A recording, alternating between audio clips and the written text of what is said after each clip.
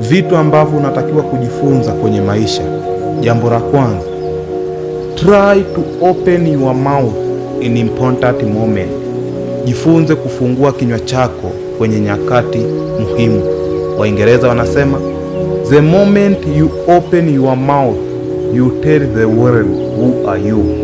Kipindi ambacho ukifungua kinywa chako unauambia ulimwengu wewe ni nani.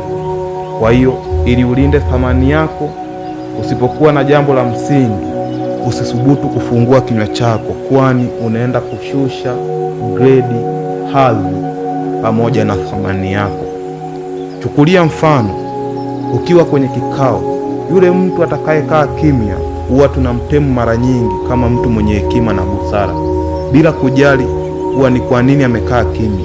Na walio wengi huwa wanakaa kimya kwa sababu hawana hoja ya msingi, lakini huwa hatujali, tunawapa marks na kusema kuwa hawa ni watu wenye hekima. Kwa hiyo hata wewe, ili ujilinde kwenye kipindi ambacho unaona hauna jambo la msingi la kuzungumza, kaa kimya. Watu watakupa thamani ya kuwa ni mtu mwenye hekima na busara. Jambo namba 2, train to stand alone. Hii ni changamoto kubwa inayotukumba tulio wengi.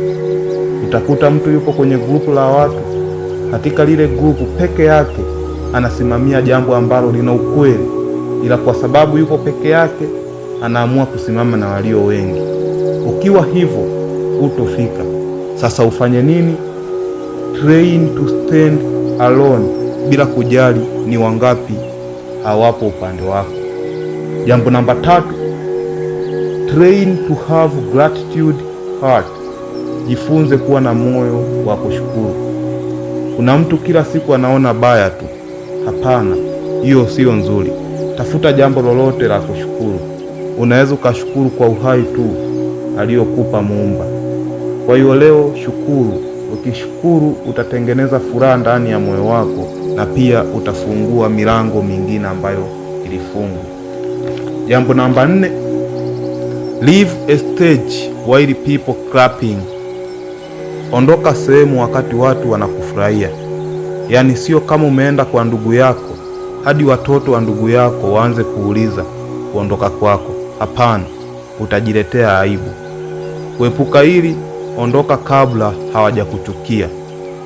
Jambo namba 5 na mwisho, accept yourself before others accept you. Jifunze kujikubali mwenyewe kabla watu hawajakukubali bado. Maana watu ni wabinafsi. Unaweza fanya cha muhimu ila bado wakakubonda mawe. Usipokuwa makini unaweza ukakata tamaa, ila ukijikubali hakuna adui wa kukuangusha. Sasa sijajua wewe kati ya haya mambo 5 utaanza na lipi kulifanyia kazi ili uwe bora zaidi. Ningefurahi zaidi tushare hapo chini kwenye comment ili tujifunze kwa pamoja. We have to do wonders.